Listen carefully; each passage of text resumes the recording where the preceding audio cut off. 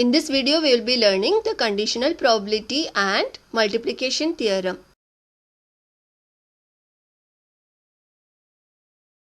Conditional probability. Let S be the sample space associated with the given random experiment and A and B be any two events defined on S. Then the probability of occurrence of event A under the condition that event B has already occurred and P of B not equal to 0 is called conditional probability of event A given B and is denoted by P of A upon B. That is, the occurrence of B is affecting the occurrence of A, or probability of B affects the probability of A. And it can be calculated as P of A given B. We read it as P of A given B, that is equal to P of A intersection B divided by P of B. And P of B given A can be calculated as P of A intersection B divided by P of A. P of A given B, then in the denominator we will get P of B, and P of B given A, in the denominator we will write P of A. Multiplication theorem. Let S be the sample space associated with the given random experiment and A and B be any two events defined on this S. Then the probability of occurrence of both the events A and B is denoted by P of A intersection B and is given by P of A intersection B is equal to P of A into P of B given A.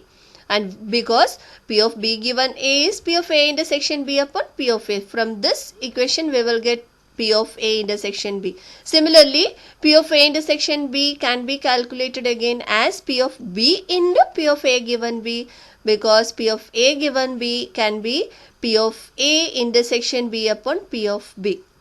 Next, independent events. Let S be the sample space and A and B be any two events defined on S. If the occurrence of either event does not affect the probability of the occurrence of the other event, then the two events A and B are said to be independent. Thus, if A and B are independent events, then P of A given B is same as P of A, because P of A given B is equal to P of A given B complement. B complement means not B. That is, B is not affecting the occurrence of A. So, which is same as P of A. And P of B given A is same as P of B given A complement, which is equal to P of B itself. Remark. If A and B are independent events, then P of A intersection B is equal to P of A into P of B, because P of A intersection B is equal to P of A into P of B given A, given by the multiplication theorem. And P of B given A is equal to P of B itself, because A and B are independent. Therefore, we can write P of A intersection B is equal to P of A into P of B itself. In general, we can write if A1, A2, A3, etc. An are n mutually independent events, then P of A1 intersection A2 intersection A3 intersection etc. intersection An is equal to P of A1 into P of A2 into etc. into P of An. Mutually independent means all are, when you take any pair, they are independent. Result, if A and B are independent events, then A and B dash or B complement are also independent events. That is, P of A intersection B complement is equal to P of A into P of B complement. Similarly, A dash and B dash are also independent. So, P of A dash intersection B dash is equal to P of A dash into P of B dash. Now, we will solve the sums of exercise 9.3. Question number 1. A bag contains 3 red marbles and 4 blue marbles. 2 marbles are drawn at random without replacement. If the first marble drawn is red, what is the probability that the second marble is blue? So, let us take the events A and B first. A is defined as the event that the first marble is red. The marble drawn first is red. And B is the event that the second marble is blue. So, we need to find the probability that the first marble is red and then second marble is blue. So P of A intersection B we need to calculate. So by multiplication theorem we have P of A intersection B is equal to P of A into P of B given A. So that is multiplication theorem says P of B given conditional probability definition, it is actually P of B given A is equal to P of A intersection B divided by P of A. From this we have P of A intersection B is equal to P of A into P of B given A. Now we have P of A is equal to favorable outcomes in A divided by total outcomes in S. Favorable outcomes in A means A is the first marble is red. There are 3 red marbles, so favorable outcomes, number of favorable outcome is 3 divided by total outcome is 3 plus 4, 7. So 3 upon 7 is the probability of A. Now if the first marble is not replaced, it is given that without replacement. So if it is not replaced then there are only 2 red marbles remaining and 4 blue marbles. Altogether 6 marbles when 1 red marble is already drawn. Now we find P of B given A. P of B given A means the probability that the second marble is blue under the condition that the first marble drawn, that is red, is not replaced. So there are 4 plus 2, 6 marbles, 4 blue marbles and total 6 marbles. So probability of B given A is 4 upon 6, that is 2 upon 3. So P of A intersection B is obtained by multiplying P of A into P of B given A, that is 3 upon 7 into 2 upon 3, that is equal to 2 upon 7. Now question number 5. A, B and C try to hit a target simultaneously by independently. Their respective probabilities of hitting the target are 3 upon 4, 1 upon 2 and 5 upon 8. Find the probability that the target is hit exactly by one of them. Next is not hit by any one of them, is hit and is exactly hit by 2 of them. Solution. First we will define the events A, B and C. Event A is A can hit the target, event B is B can hit the target, event C is C can hit the target, and the respective probabilities are given. P of A 3 upon 4, P of B 1 upon 2, P of C 5 upon 8. Therefore we can find P of A complement, that is 1 minus P of A is equal to 1 minus 3 upon 4 equal to 1 by 4. P of B complement is 1 minus P of B, 1 minus 1 by 2 is equal to 1 by 2. And P of C complement is 1 minus P of C, that is 1 minus 5 upon 8 is equal to 3 upon 8. Now since A, B and C are independent events, it is given they are hitting the target independently. So we know that A dash, B dash and C dash also independent events.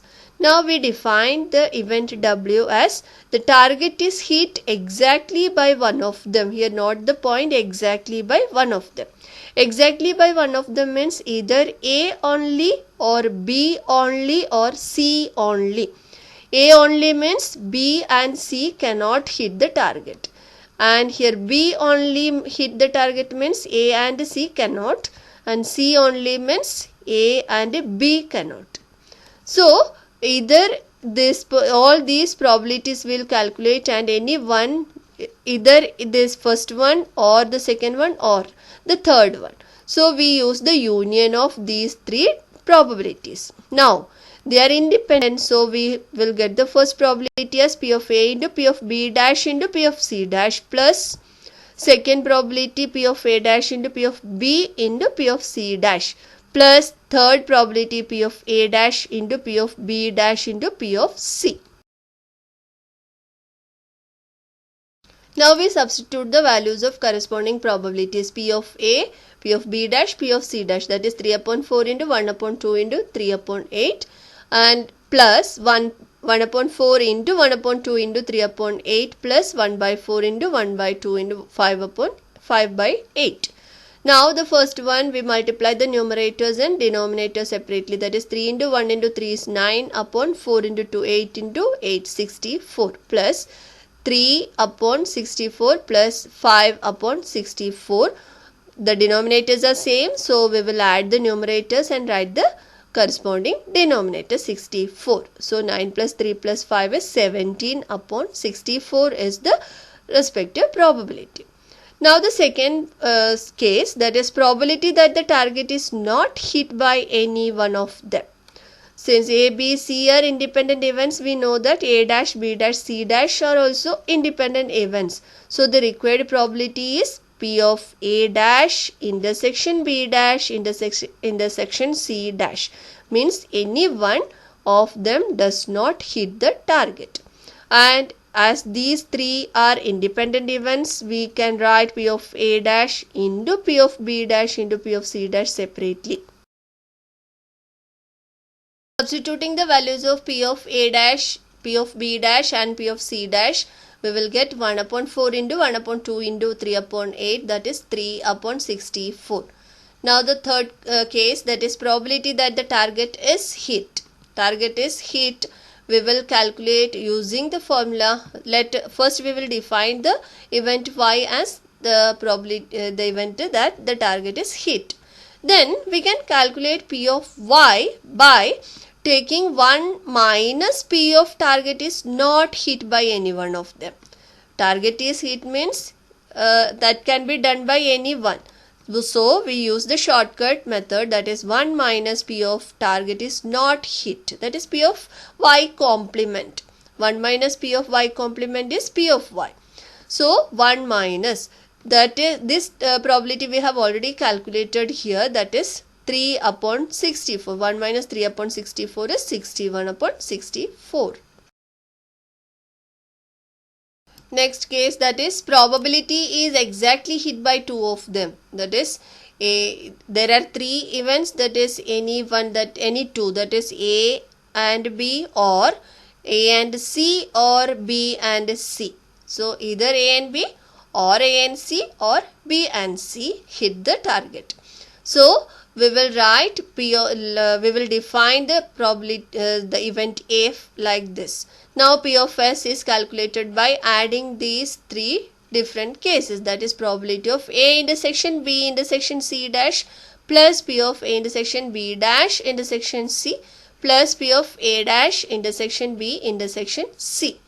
Now they are independent, so their complements are also independent.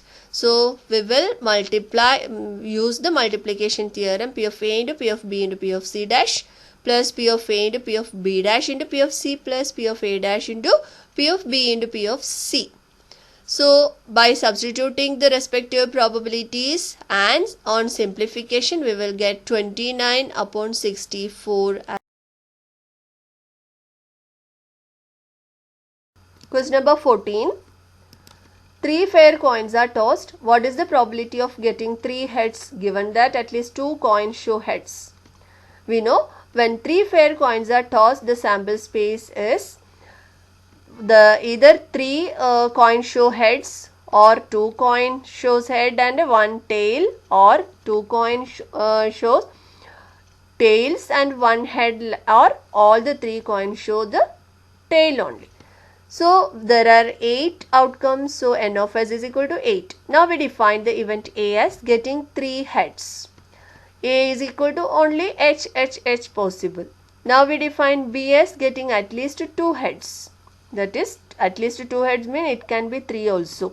So HHT, HTH, THH and 3H, that is HHH. There are 4 outcomes, so n of B is equal to 4. Now P of B is equal to n of B upon n of S, that is 4 upon 8, and we can have P of A also by 1 upon 8. Favorable outcome is 1 and P of A will be n of A upon n of S, that is 1 upon 8. A intersection B, when you observe, you can see that A intersection B is equal to HHH only, because A contains only this case, the HHH only. Therefore n of A intersection B is equal to 1 and n P of A intersection B is n of A intersection B upon n of S, that is 1 upon 8. Now probability of getting 3 heads given that at least 2 coins show heads is P of A given B, that is P of A intersection B upon P of B. By using the definition of P of A given B. And P of A intersection B is 1 upon 8 and P of B is 4 upon 8. So 1 upon 8 upon 4 upon 8, 8 will get cancelled and the probability is 1 upon 4. Now the next part of the lesson is explained in the next video. Thank you.